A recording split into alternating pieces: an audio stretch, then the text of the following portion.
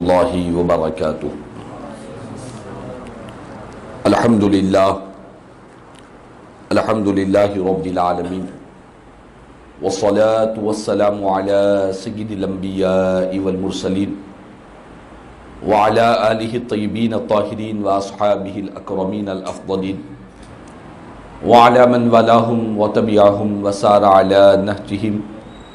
واستنى بسنتہم الی یوم الدین، اما بعد فقد قال اللہ تبارک وتعالی فی القرآن المجید فرقان الحمید: اعوذ باللہ من الشیطان الرجیم، بسم اللہ الرحمن الرحیم۔ ان اللہ وملائکتہ یصلون علی النبی یا ایہا الذین آمنوا صلوا علیہ وسلموا تسلیما۔ اللہم صل علی سیدنا مولانا محمد وعلی آل سیدنا مولانا محمد وبارک وسلم صلاۃ و سلاما علیک یا سیدی یا حبیبی یا رسول اللہ صلی اللہ تعالی علیہ وسلم۔ معزز حاضر محترم سامعین کرام، آئیے کچھ سننے اور سنانے سے قبل ہم اور آپ مل کر انتہائی عقیدت اور محبت کے ساتھ حضور آقا نامدار سرور کون مکہ، سارے عالمین کے مختار،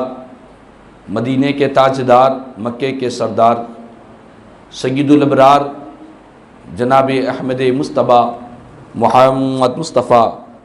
صلی اللہ تعالی علیہ وسلم کی بارگاہ میں ایک مرتبہ محبت اور عقیدت کے ساتھ بآواز بلند درود و سلام کا نذرانہ پیش کر لے۔ اللہم صلی علی سیدنا مولانا محمد وعلی آل سیدنا مولانا محمد وبارک وسلم صلاۃ و سلاما علیک یا سیدی یا حبیبی یا رسول اللہ صلی اللہ تعالی علیہ وسلم۔ معزز حاضر محترم سامعین کرام، ابھی آپ نے ناظم جلسہ حافظ قاری محمد سمیع اللہ قادری ابو العلائی صاحب سے آج کے عنوان کے متعلق سماعت کیا ہے کہ ہمارے اس ملک کے یوم آزادی 75ویں یوم آزادی کے موقع پر آج چونکہ 15 اگست کل ہی ہے، آج 14 اگست ہے، تو اسی مناسبت سے آج انشاءاللہ تعالی مختصر سے وقت میں ہمارے مذہب اسلام میں قرآن اور حدیث میں اللہ اور اس کے رسول صلی اللہ تعالی علیہ وسلم کی تعلیمات میں اپنے وطن سے محبت کی جو تعلیم ملتی ہے، جو احکامات ملتے ہیں، جو پیغامات ملتے ہیں، انشاءاللہ تعالی مختصر سے وقت پر اس پر روشنی ڈالنے کی سعادت حاصل کروں گا۔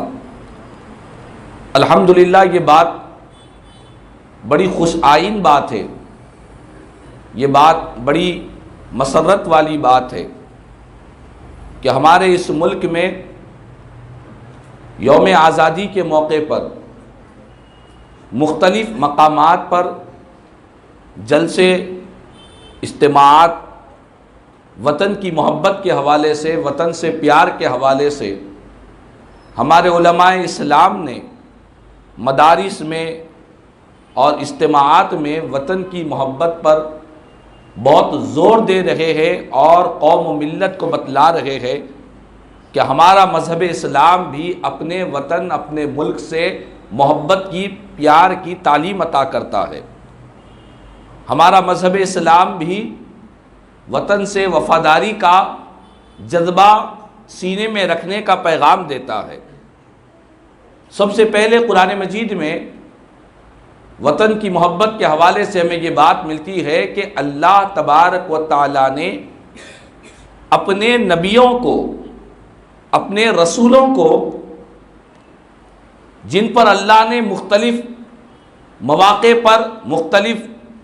حالات میں اللہ تعالیٰ نے اپنے نبیوں کو دنیا میں بھیجا، اور کئی اولو العزم پیغمبروں نے اپنے ملک، اپنے وطن سے محبت کی تعلیم عطا فرمائی ہے۔ چنانچہ اللہ کے خلیل حضرت ابراہیم علیہ السلام نے اللہ کی بارگاہ میں دعا کی قرآن کہتا ہے وَإِذْ قَالَ إِبْرَاهِيمُ رَبِّ اجْعَلْ هَذَا الْبَلَدَ آمِنًا، یاد کرو جس وقت اللہ کے خلیل ابراہیم علیہ السلام نے اپنے رب سے دعا کی کہ اے میرے رب، اس شہر کو، جس شہر میں میں رہتا ہوں مولا، اس شہر کو تو امن و امان والا شہر بنا دے، اپنے وطن کی، اپنے ملک کے امن و امان کے لیے، وہاں کی سلامتی کے لیے اللہ کے پیغمبر حضرت ابراہیم علیہ السلام نے دعا فرمائی۔ صرف ملک کے لیے نہیں بلکہ ایک آیت مبارکہ میں حضرت ابراہیم علیہ السلام نے یہ بھی کہا اللہ کی بارگاہ میں وَارْزُقْ أَهْلَهُ مِنَ الثَّمَرَاتِ، اے اللہ اس ملک کے رہنے والوں کو، یہاں کے بسنے والوں کو، یہاں کے جو اہلیان وطن ہیں مولا، انہیں خوب پھل اور یہاں پر خوب اناج اور پھل اور پھول تو عطا فرما دے۔ تو اس آیت کی روشنی میں مفسرین کرام نے فرمایا کہ حضرت ابراہیم علیہ السلام نے شہر مکہ کے لیے دعا فرمائی۔ آپ جس شہر میں موجود تھے اس شہر مکہ کے لیے، وہاں کے رہنے والوں کے لیے آپ نے امن و امان کی اور پھلوں کی دعا فرمائی۔ اس سے شہر مکہ کی عظمت کے ساتھ ساتھ یہ بات بھی معلوم ہوتی ہے کہ اپنے وطن کے لیے بھی دعا کرنا یہ پیغمبروں کی سنت ہے۔ اپنے شہر کے لیے، اپنے وطن کے لیے اور اپنے ملک میں رہنے والے، بسنے والے، ان کے لیے، ان کے کھانے پینے کے لیے دعا کرنا یہ نبیوں کی سنت مبارکہ ہے۔ اسی طرح حضرت ابراہیم علیہ السلام نے مختلف مقامات پر اپنے شہر کے لیے، اپنے ملک کے لیے، اپنے وطن کے لیے آپ نے دعا فرمایا۔ تو اس سے معلوم یہ ہوتا ہے کہ ایک بندہ مومن کا سینہ، ایک ایمان والا اپنے ملک سے محبت کیا کرتا ہے، نہ صرف محبت کرتا ہے بلکہ اس کے ساتھ وفاداری بھی کرتا ہے، غداری نہیں کرتا۔ اور اسی طرح سارے نبیوں کے امام ہمارے پیارے آقا رحمت للعالمین صلی اللہ تعالی علیہ وسلم کی بھی یہی تعلیمات ہے۔ حضور کی سیرت مبارکہ ہے کہ پیارے آقا نے بھی اپنے ملک سے، اپنے وطن سے، اپنے مقام سے محبت کی حضور نے بھی تعلیم عطا فرمائی۔ حدیث پاک میں آتا ہے کہ جس وقت رسول پاک علیہ الصلوۃ والسلام مکہ مکرمہ سے ہجرت فرما کر مدینہ طیبہ جانے لگے تو ہجرت کے دوران مدینے والے آقا ایک مقام پر رک کر مکے کی طرف اپنے چہرے مبارک کو فرمایا، اپنے رخ شہر مکہ کی طرف کیا، اور پیارے آقا کریم صلی اللہ علیہ وسلم نے انتہائی درد بھرے، انتہائی محبت بھرے الفاظ میں حضور نے فرمایا اے شہر مکہ، تو کتنا پیارا شہر ہے، تو کتنا پیارا اور پسندیدہ شہر ہے۔ مدینے والے آقا نے فرمایا کہ اگر یہ حالات پیدا نہ ہوتے، اگر میری قوم کے لوگ، میرے قبیلے کے لوگ اگر ان حالات کو پیدا نہ کرتے کہ مجھے مکے سے مدینے کی طرف ہجرت کرنا پڑ رہا ہے، اگر یہ حالات پیدا نہ ہوتے تو میں کبھی بھی اے مکہ شہر کبھی تجھ سے ہجرت نہیں کرتا، میں کبھی تجھ کو خیر باد نہیں کرتا، کبھی تجھے نہیں چھوڑتا، ہمیشہ تیرے ہی شہر میں رہتا۔ تو یہاں پر علماء نے فرمایا کہ نبی پاک علیہ الصلوۃ والسلام کے اس عمل سے شہر مکہ کی عظمت تو یقیناً ثابت ہوتی ہے، لیکن ساتھ ہی ساتھ حضور کے اس فرمان سے یہ بھی معلوم ہوتا ہے کہ انسان اپنے شہر، اپنے ملک سے اسے محبت کرنا چاہیے، جہاں پر اس کا بچپن ہے، جہاں اس کی جوانی ہے، جہاں پر اس کے رشتہ دار ہے، اپنے اس وطن سے محبت کرنے کی حضور نے تعلیم عطا فرمائی ہے۔ اسی طرح رسول پاک علیہ الصلوۃ والسلام جب شہر مدینہ میں داخل ہوئے تو اللہ کی بارگاہ میں اس شہر کے لیے دعا فرمائی۔ حضور نے فرمایا کہ اے اللہ، یہ جو شہر مدینہ ہے جس کو میں نے اپنا مسکن بنا لیا ہے، اے اللہ اس شہر مدینہ میں، یہاں کے مد میں، یہاں کے سا میں، یعنی جو کھانے کے لیے جو ناپی اور تولی جانے والی چیزیں ہیں، حضور نے فرمایا اے اللہ یہاں کے مد اور سا میں تو برکتیں نازل فرما دے، یہاں کے کھانے پینے میں تو برکت نازل فرما۔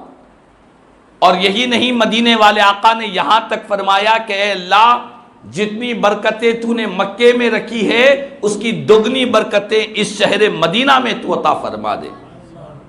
تو اس حدیث پاک، اس دعا سے علماء نے یہ بھی فرمایا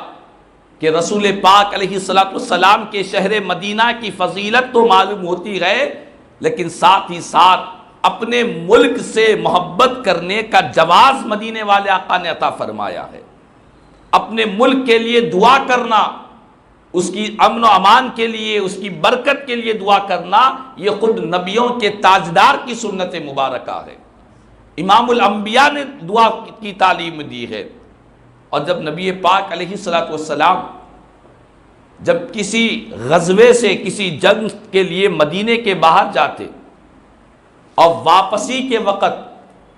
رسول پاک علیہ السلام شہر مدینہ کے در و دیوار کو دیکھتے، دور سے مدینہ شہر نظر آ جاتا تو سرکار مدینہ صلی اللہ تعالی وسلم اپنے اس مقدس شہر کو دیکھ کر حضور جس سواری پر سوار ہوتے،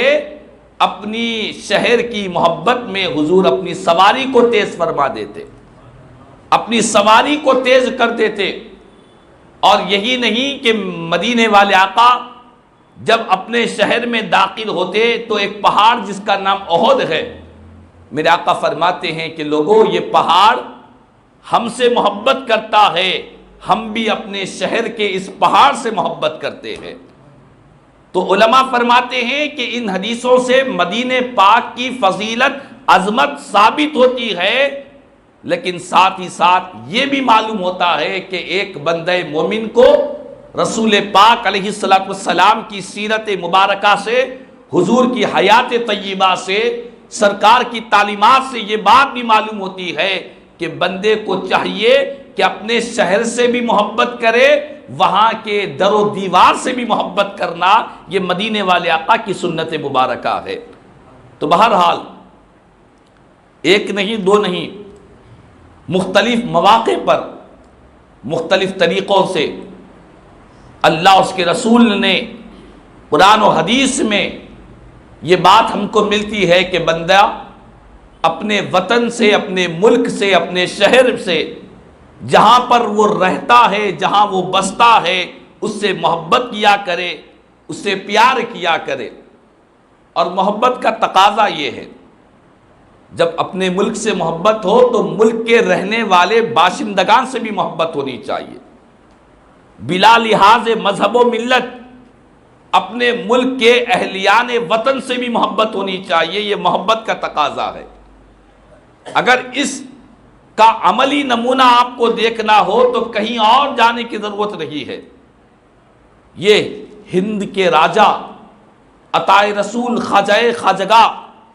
سلطان الہند حضرت سیدنا خواجہ معین الدین چشتی اجمیری رحمت اللہ کی تعالی علیہ، سرکار غریب نواز رحمت اللہ کی تعالی علیہ نے عملی ثبوت پیش کیا، فرما اپنے کردار سے وطن کی محبت کا عملی ثبوت دنیا کو دیا ہے۔ سرکار غریب نواز رحمت اللہ کی تعالی علیہ کی بارگاہ میں ہمیشہ لنگر لگا رہتا، لوگوں کے لیے، اہلیان وطن کے لیے، اجمیر کی بستی والوں کے لیے، برادران وطن کے لیے آپ کے پاس لنگر لگا ہوا رہتا۔ اور اس لنگر میں کھانے کے لیے صرف غریب نواز کا مرید جو چشتی ہے وہی آئے گا، ایسا کوئی قانون نہیں تھا۔ جو کلمہ گو ہے، جو مسلمان ہے وہی آئے گا اس لنگر کھانے کے لیے، یہ قانون نہیں تھا۔ میرے غریب نواز کے لنگر مبارک کا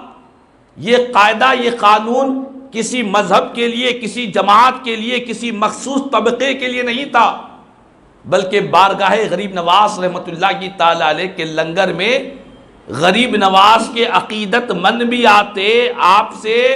عداوت رکھنے والے بھی اس سے فیض پایا کرتے، اسلام کا کلمہ پڑھنے والے، لا الہ الا اللہ محمد رسول اللہ پڑھنے والے بھی اس لنگر سے فیض یاب ہوتے۔ وہیں پر جو غیر مسلم ہے، جو کافر ہے، جو مشرک ہے، اپنے وطن کا رہنے والا باشندہ ہے، ہر ایک کے لیے آپ نے کھلی اجازت عطا فرمائی تھی، بلا لحاظ مذہب و ملت،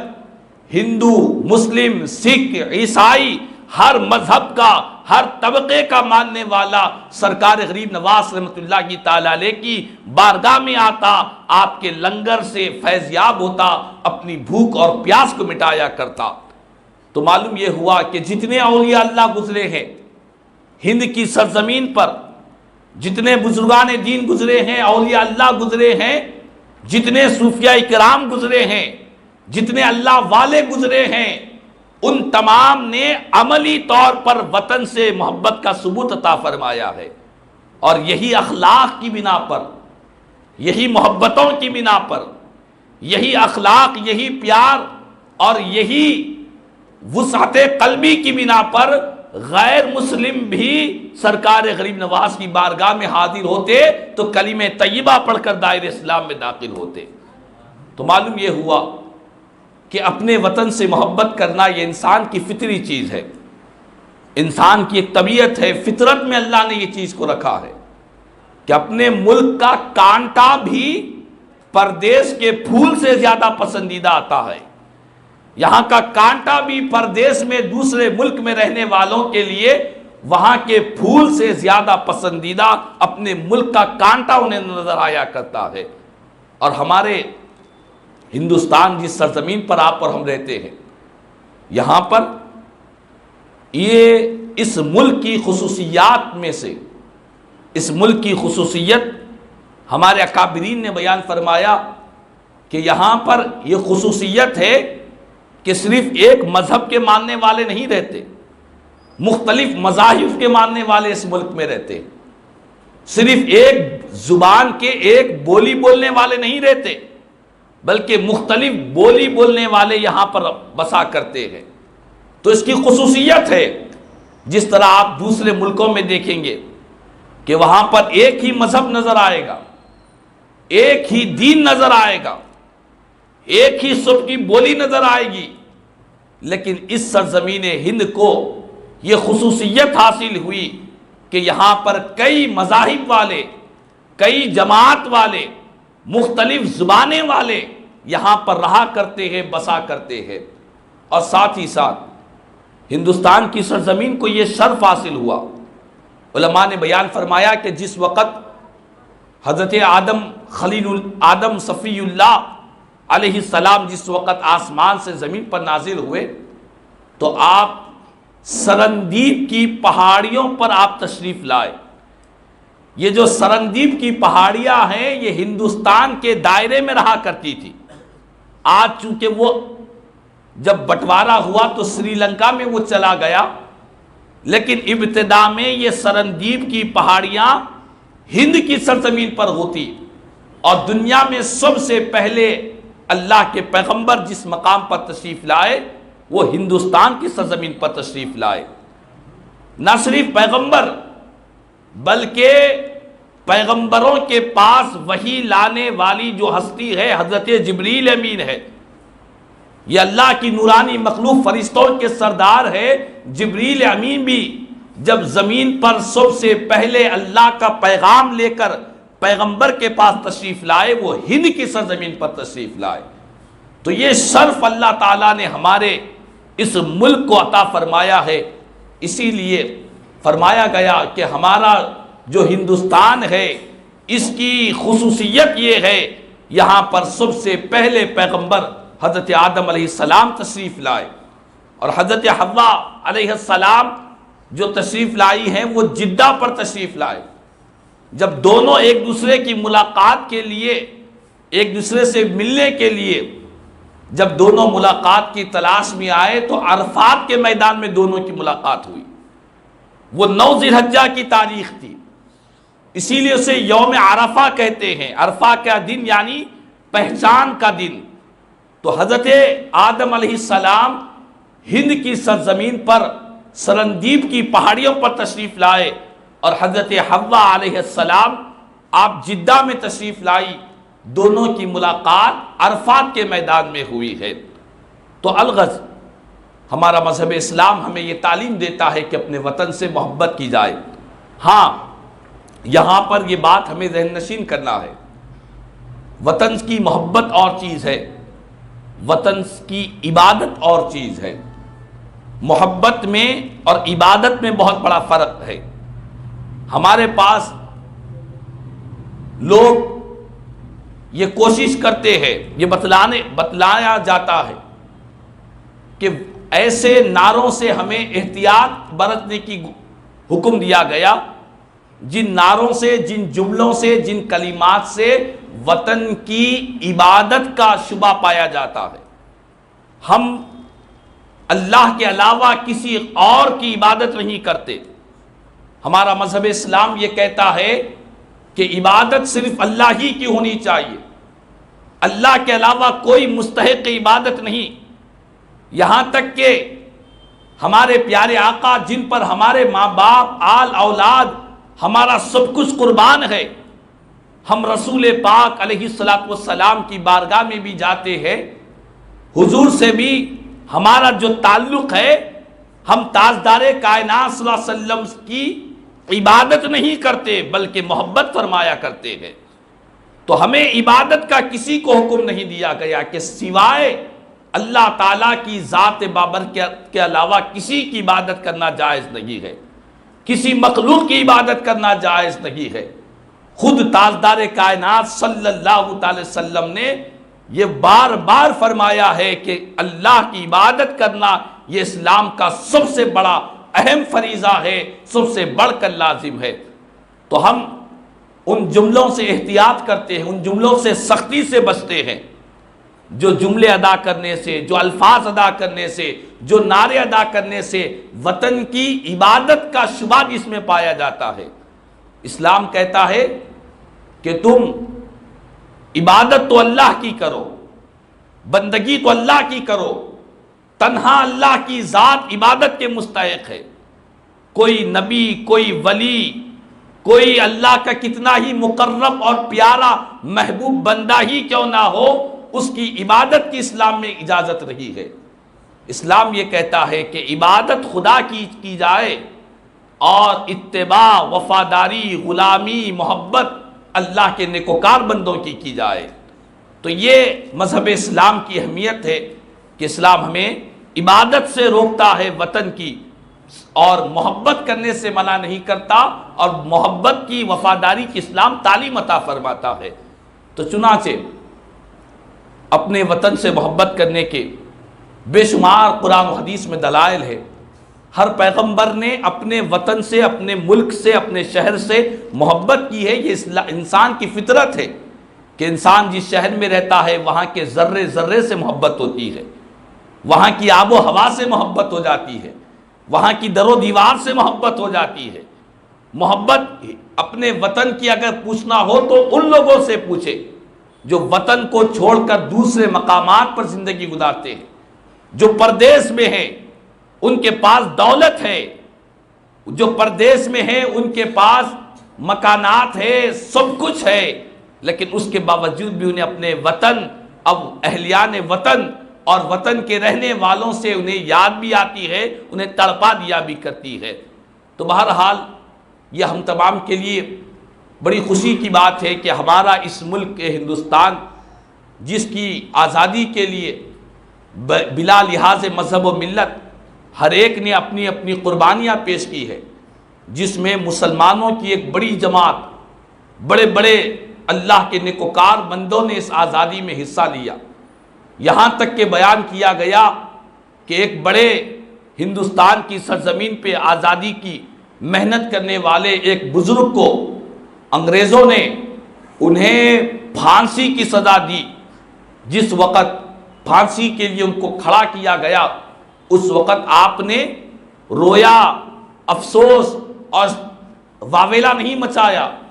بلکہ آپ نے اس پھانسی کے پھندے کو لے کر چوم لیا، اپنی آنکھوں سے لگایا اور کہا کہ مجھے فخر ہے اپنی اس موت پر کہ میں اپنے اس ملک کی آزادی کے لیے موت دے رہا ہوں، اپنے ملک کی آزادی کے لیے اس وقت میں اپنے آپ کو ملک کی آزادی کے لیے ختم کر رہا ہوں، موت کے قریب آ چکا ہوں۔ آپ نے اسے چوم لیا اور اپنی آنکھوں سے لگا لیا۔